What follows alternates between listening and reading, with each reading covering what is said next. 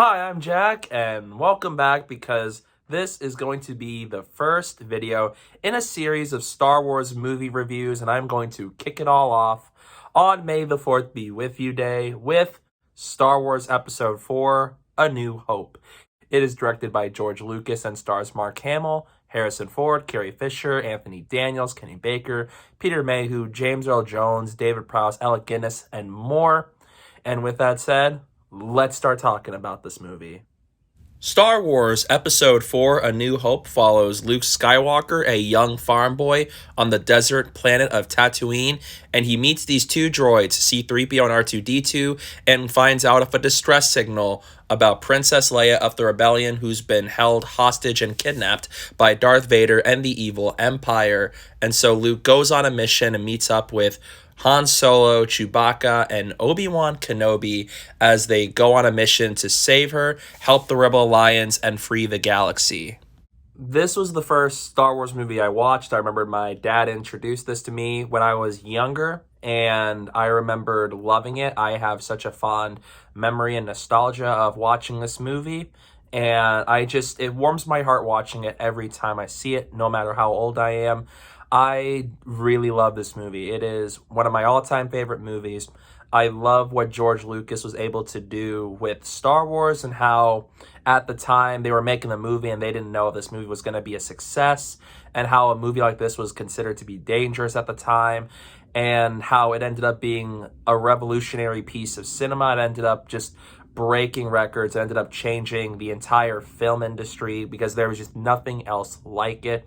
It really does solidify George Lucas as a very inventive storyteller, and how he created the world like this and characters like this, and also adding to the fact that he really revolutionized the hero's journey with Luke Skywalker. And I really, really enjoy all that. It is a major blueprint in a lot of these things we see in movies nowadays with the hero's journey and the protagonist. It is just a very wonderful movie, and it's such a delightful experience.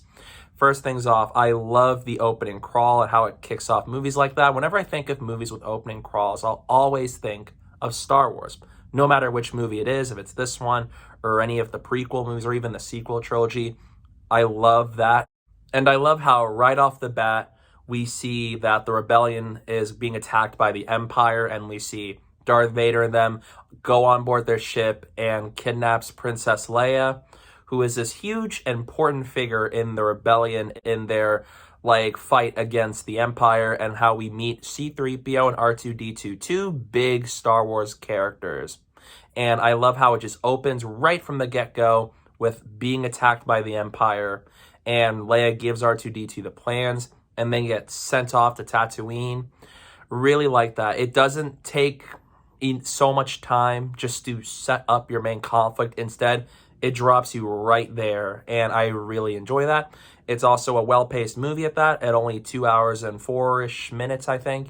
It is an extremely well-paced movie. I never felt dull at once, and I really enjoyed what they were able to do in this movie in the time that they had. And we also got to see the Luke Skywalker who wants to do more with his life. He wants to go and fly and be with his friends, but he can't because his uncle Owen is a farmer, and it's like, I need you.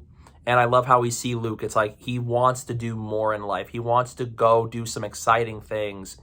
And his whole life changes when he meets these two droids, and how meeting C-3PO and R2-D2 has put him on this path to becoming one of the most iconic protagonists in not just Star Wars, but even in film history. And I really enjoy Mark Hamill as his character. He's wonderful. His dynamic with everybody on screen, from Harrison Ford to Carrie Fisher to Alec Guinness and even Anthony Daniels and them, fantastic. I love seeing him on screen here as this character. This is my favorite role of his, even though I do love Mark Hamill as Joker. And Harrison Ford is just awesome as Han Solo. One of my favorite actors out there. I love him as Han Solo, Indiana Jones, Rick Deckard, and many more. But Han Solo is always just such an important and probably a favorite role of mine, even though I do love him as Indiana Jones. But I just love just how he's just this very snarky and he's this self-centered character when we first meet him, and how he doesn't believe in the Force and all of this stuff, and how he's thrust into all this when he meets Luke and Obi-Wan Kenobi, who's under the name of Ben Kenobi. And I really like how he fits in all of this, how you have Luke and Ben. They know about the Force, and Luke tries to train in the Force because he is thrust into this entire situation. He's thrust on this adventure after he lost that life when he found out Uncle Owen and Aunt Beru were both murdered by the Empire. It is a very heartbreaking scene, and I love that so much. It is a very iconic point in this movie, and it is a turning point into the evolution of Luke Skywalker. I think the whole ensemble cast is great too. Alec Guinness as Obi-Wan is great. I really loved Peter Mayhew as Chewbacca, and so is Anthony Daniels as C-3PO, and Kenny Baker as R2-D2. At the time, the visuals of this movie are fantastic. I think even with the special editions, because I don't think I've ever seen the original versions of these movies, they look great. I think this is an Empire Strikes Back. I think we're edited the least when it comes to special editions, and I think for the most part, it looks really great, especially a lot of the space scenes, especially some of the shots, like especially when C-3PO and R2-D2 are in the pod and they get just sent out to Tatooine. And I think that holds up to this day, especially after we had a lot of amazing CGI sequences to this point in time. Really great stuff. And especially how things looked on Tatooine and even the Death Star sequences, it holds up really well to this day. It is just a big achievement for what they were able to accomplish with this movie, because we never really had a lot of movies like this at that time. And then it came out and it changed everything, and then more movies started to do what Star Wars did successfully. Some tried, some failed, some worked. But Star Wars was such a gold standard in that, especially in the visuals department, and they came up with some really, really cool stuff. An iconic moment I absolutely adored in this movie was the binary sunset scene where Luke, he exits the homestead and he looks out into the twin suns of Tatooine. It is a beautiful scene, and it is elevated by John Williams' magnificent score. It is one of his best scores of all time. I love all of John Williams' Star Wars scores in all the movies he's done. A New Hope is one of his best ones, with my top three being his score from Empire, A New Hope, and Revenge of the Sith. I love that moment in this movie where he goes out to the sun, and it feels like this is just the first moment where Luke's life is about to change forever. And this is where all the exciting stuff we see to come out of Star Wars, a lot of it starts right at that moment. It is such an iconic scene, one of the most memorable scenes and even tracks of all time. It is just a beautiful scene, and I love how it just symbolizes Luke just taking that next step and realizing that his life will never be the same again. I love that moment because a lot of things happen to Luke after that point, but that moment where he looks out into the twin suns is a very beautiful moment. I love Carrie Fisher as Princess Leia here. Again, one of the most iconic female characters to grace the screen. I really liked her here. I know this is the movie where she was like a damsel in distress, but again, this movie, I just revolutionized a lot of things about movies, especially those that we see today. This movie, I think, did it best in a lot of different areas. I really liked what they did with Leia here, where Leia has been captured, and Luke, this farm boy, has no experience with the rebellion, the Imperials, and has never been off-world, as is on this mission where he has to go save her and meets up with Ben Kenobi, and then they meet Han Solo and Chewbacca, alongside having C-3PO and R2-D2 at their side. I really enjoyed how when they leave Tatooine, as they're on board the Millennium Falcon, and they realize Alderaan has been destroyed, and they're now heading towards the Death Star, I was just really excited to see how they were going to go from there. And I loved those bits that happen in the Death Star, especially with them hiding in the Falcon and them dressing up as stormtroopers so they can find Leia and get her out of there, and especially the trash compactor moment, which is so funny and super, super great to see all three of these characters in one of the earliest moments where they knew each other, because canonically this is the first time Luke and Leia have met in general. So I really like seeing all three of our lead characters just in this situation, and one of the first things they do together is in the trash compactor scene.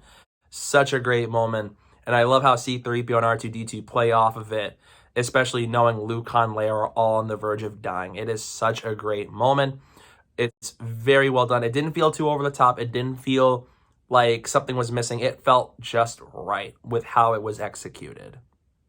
I can't talk about this movie without bringing up the iconic Cantina Band theme. It's iconic. It's memorable. I can know what it is immediately when I listen to it. One of the best pieces in Star Wars.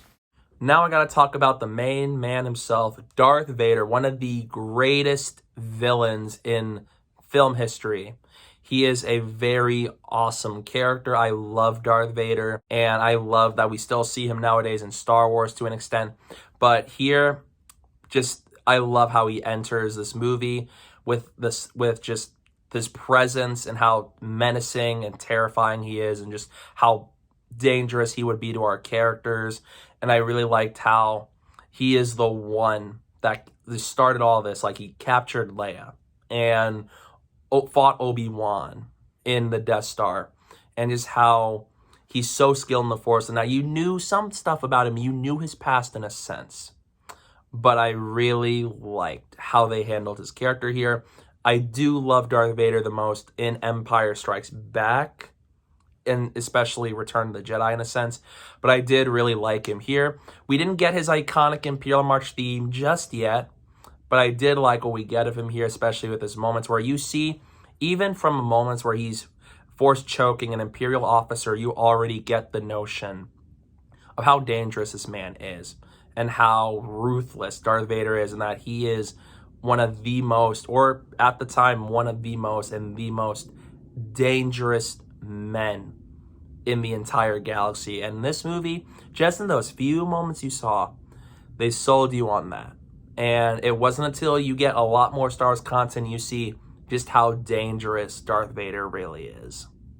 James Earl Jones, just perfect voice for the character. Whenever I think of Darth Vader, James Earl Jones is one of the first people that comes to mind. And David Prowse, rest in peace, also got to be the body of Darth Vader, which was awesome. I think he did great there. And James Earl Jones, again, I love him as Mufasa and all that, but this is my favorite role of his. I love hearing his voice as Darth Vader. He is so incredibly cool. And I just love what he was able to bring to the character, just the presence and a lot of the energy that he needed to convey this character. On the topic here, there are some good action sequences where we get them. This is not as heavy on action sequences as some later Star Wars movies, especially the prequel trilogy, what we get of Return of the Jedi, or even what we get of Empire Strikes Back. This is very light on action, but it had an excellent story to make up for that. And I think the fight sequence we had between Obi-Wan, or Ben Kenobi, between him and Darth Vader, I think, sure, it's not the most flashiest and the most choreographed of the fights, but it has the emotional weight behind it. And that is an important factor when it comes to fight sequences. You have to have, it looks good, but also, is there weight behind this to make you feel things? We do get that here. Even though, as Star Wars progressed, especially in the prequel trilogy, you find out about how Obi-Wan and Darth Vader had a past before this movie. You did not see that yet, but you got an idea that they were close, and that Darth Vader knew Obi-Wan and did something so horrible that it changed everything. And I really like that we got that here. And even watching the other Star Wars movies since, it elevates this particular moment because of how you know the history. You know the history of Vader and Obi-Wan. You know what happens with the character, that it's like it elevates this moment because it's like how the weight behind it and just how Obi-Wan is seeing him again for the first time in so long until Obi-Wan Kenobi comes out in May. And it's a great moment. Not the best Star Wars fight sequence, of course, but again, this is the first movie. They're trying to do so many things visual-wise and story-wise that, of course, wasn't the best at the time, but I admire the weight. I think it is a very well-shot sequence where I was able to see what was happening, but I think it is a very impactful moment, especially when Luke, Han, and Leia and them are about to get away from the Death Star, and Luke watches Obi-Wan as he sacrifices himself to Vader. It is a very powerful scene where Luke starts to realize that Obi-Wan is gone until he finds out that he's one with the Force, and that how Luke from now on, he's on this hero's journey. Because after the binary sunset and this whole adventure he goes on with the Death Star, he's a completely different person than who he was before. And I love that here. And then after the Death Star, they get away, and then you go back to, and then you first meet the planet Yavin 4, the hidden planet of the Rebellion's secret base. And we got to see all these characters. Leia's back where she is alongside the Rebellion, and Han decides to go off and just go do his own thing because he didn't think he's meant to do stuff like this. And Luke finally gets the chance to be a pilot, and we got to see Wedge Antilles, a great Star Wars character. And we got to set up the third act where Luke and the Rebellion are going to the Death Star, and they're going to destroy it before they can destroy the secret hideout that the Rebellion's hiding at, because they want to prevent the end of the Rebellion. And we already saw the might of the Death Star when it destroys Alderaan, which was a very shocking moment on first viewing, and how it was very crucial to the development of Leia, even though they could have explored more of it, but it still worked out in the end. But it was just, you saw how powerful this thing is, and that it's no joke. And so you feel the urgency for our characters to destroy this Death Star so that they can save themselves and save the galaxy. So I really liked how they did that with the Death Star, and I liked that whole sequence where Luke and them, like you saw Rebellion pilots, they die, TIE fighters all come out. We have epic space battles in the third act, which is really cool. And we got to have an awesome moment where Luke is the last one standing who can destroy this Death Star machine. They had an attempt, they thought they got it, and they failed. And it leaves even more urgency when Luke is the one to do it, and Darth Vader is right behind him. And he senses that Luke is strong with the Force. And you hear Obi-Wan's voice giving Luke the motivation to just trust the Force. Like, believe in the Force. This will help you destroy the Death Star. And then it destroys the Death Star, and Darth Vader gets knocked away, and then Han Solo and them, they helped Luke be able to destroy the Death Star. And in a last act of heroism, at the last few moments of possibly the Rebellion at the moment, and then Han and Chewbacca came in, saved Luke, and they helped Luke get enough time for him to destroy the Death Star. And it was an awesome moment to see Han have a change of heart where he decides to come back and help Luke destroy this thing.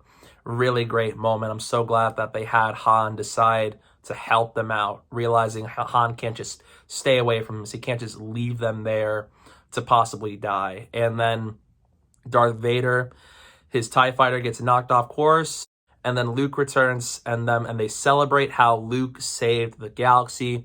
He saved the Rebellion, and it leads to one of my all-time favorite endings right here, where Luke and Han get honored by the Rebellion for helping them stop the Death Star in an act of heroism. It is a beautiful moment. It's an exciting moment in this movie, especially with the score by John Williams. It is a very well-executed and well-directed moment by George Lucas. Super, super exciting moment. And it's a very fitting way to wrap up this movie, where our heroes saved the day. They emerged triumphant, and they were so happy to have finally won this battle against the Empire. It is a beautiful ending, and then it cuts to the credits. It is just, love that. It is an amazing moment, and I absolutely love it, even to this day. All in all, I love Star Wars. I love Star Wars A New Hope. It is one of my favorite Star Wars movies of all time, and so has favorite films of all time. I love this movie. It's so rewatchable. I have so much nostalgia for it. It's well directed by George Lucas, while also being very revolutionary for what this movie was able to accomplish, with a great cast, great visual effects, and a terrific story behind it that revolutionized everything and changed the world. And it really did leave a lasting impression on the cinema landscape that will never fade. So in the end, I'm going to give Star Wars A New Hope an A+.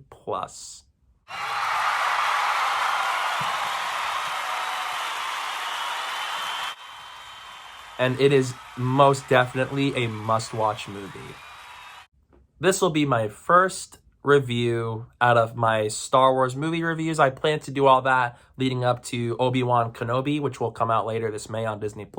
Super excited for that. So don't forget to stay tuned for a review of Empire Strikes Back, which I have planned over the next week or two. I can't wait to start doing all these Star Wars reviews with you guys. I love the franchise, and I especially cannot wait to talk about Empire Strikes Back. That one will be awesome.